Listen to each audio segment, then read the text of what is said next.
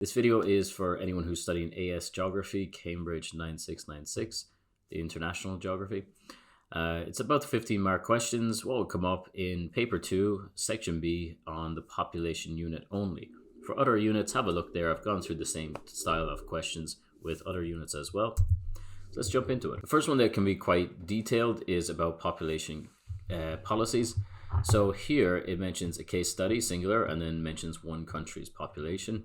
Here it's one country's population policy as well, and here it's another one country's policy there as well.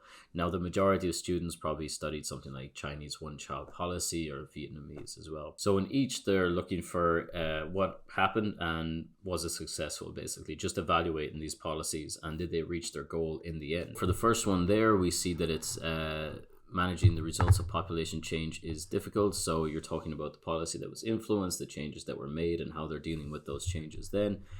Here, managing natural increase, and here about the attempts to alter natural increase rate. So again, it's all sort of the same question there, one case study. There was one year where one of the exams asked for a very difficult kind of like describe the policy in one. And then for an 8-marker to explain the difficulties they were having, and then for a 15-marker to evaluate the success of those population policies. So that meant that your entire section 2 was about really one case study. So this is one that you really have to know in depth. But if you practice writing out one of these essays and you've got full marks, you should do all right, and that should have you really well covered. But just ensure that you understand the reasons why they did it and to evaluate then the successes of that.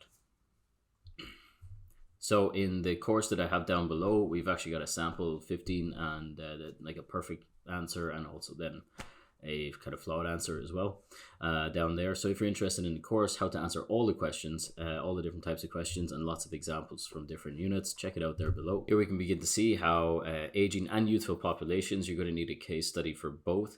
So the first one there, with the main impact of an aging population on a country, is social.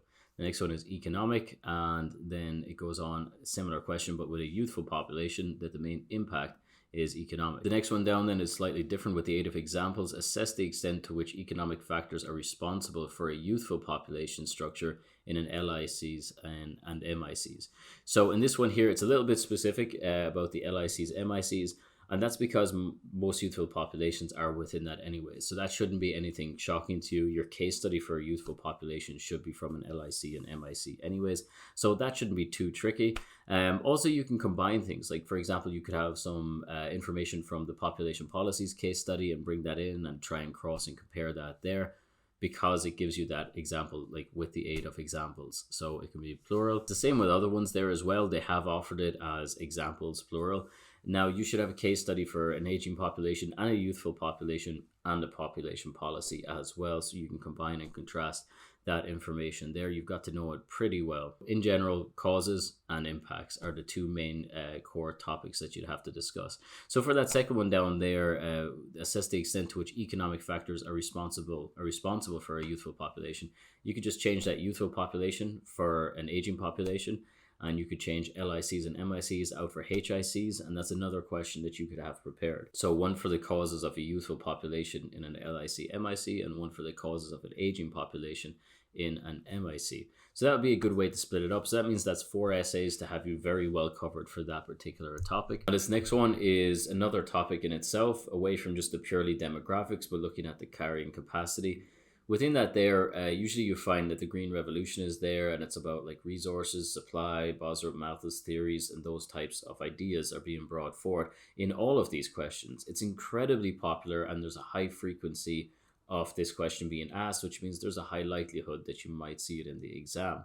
So you might want to answer 1 or 2 of them because they're worded a little bit differently, but the case studies, generally speaking, will be the same. I'll give you 2 examples. So if we look at the very bottom one there, increasing wealth is putting excessive pressure on food production. With the aid of examples, how far do you agree? That's like, say, the Green Revolution, right? So you could talk about a particular country like India, type of grain or wheat that they were trying to grow as a high yield variety, and the positives and negatives with that, right? And how increasing wealth puts pressure on the land and all of that. Okay, so that could work in this situation where we put the same case study in, and then we could go up to another example, maybe just the one above it there. Better social conditions have the greatest impact on reducing mortality. So that idea about reducing mortality then could be brought into the idea of food production again, and it could come about into that green revolution. Applying and changing your resources are the biggest factors that reduce on mortality, like having a healthy diet and having access to food. Now you could pick other things there as well, like economic conditions, like purely economic conditions, to bring in there as alternative paragraphs as well. But the main clue there is that we can definitely discuss different elements. Even for that one there, we could talk about population policies, right? So if you help to reduce your maybe birth rates, that this is going to put less stress on them. Here's an example of a country that did that through population policies, and this is the result, is that there was a reduction in mortality. So you see, it's a great example of how you can bring in different case studies from different sections. However, I would suggest most students to have one case study of a country that is overpopulated and one that is extremely underpopulated.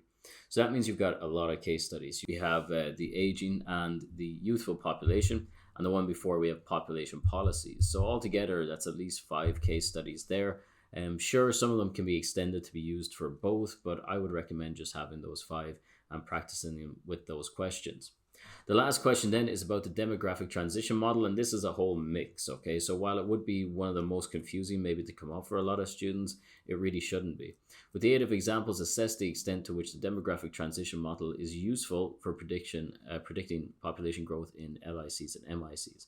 Sort of goes back to this one here when we're looking at the factors responsible for a youthful population in an LIC and MIC.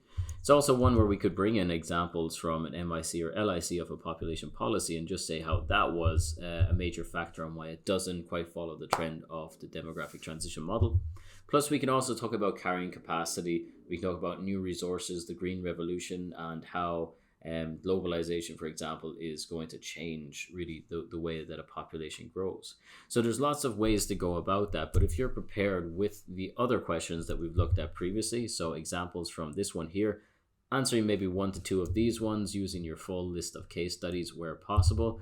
As I said here, there's probably 4 questions to prepare yourself there. So that's 6 essays probably already you should be prepared for.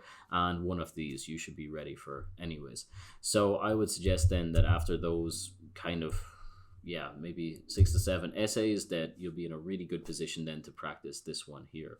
So that should have you prepared for population. It's worth mentioning at this time as well that when you're studying paper 2, which is about human geography in the AS Geography from Cambridge, you might be asked a mix of a population and migration question. So it could be overlapping a little bit, and likewise migration might be overlapping with population or settlement dynamics and migration. So in this one here, I know a lot of students like to focus on one particular topic when they're revising, and many don't maybe have a backup. They go in just concentrating on one for their section B response, which is the 15-mark question included there. But I would suggest that all students know at least 2 of these units, either population and migration or migration and settlement dynamics, as well as possible, so that if there's a crossover on the question, that you're not caught out and that your case studies are valid for whatever you need to use them for. Okay guys, as I said before, resources are below to help any AS students there, especially with answering with model answers and all that. So if this is useful, the only way to let me know is to like or to comment. And also if you want to know something in particular, you'd like me to do a short video on something, just comment below. That'll be absolutely fantastic. And also if you need more resources, just look in the comments. Right now, I'll have my AS course up there, but anything else I might have posted up since posting this video will be found down below. Okay, thanks a lot, guys. See you soon.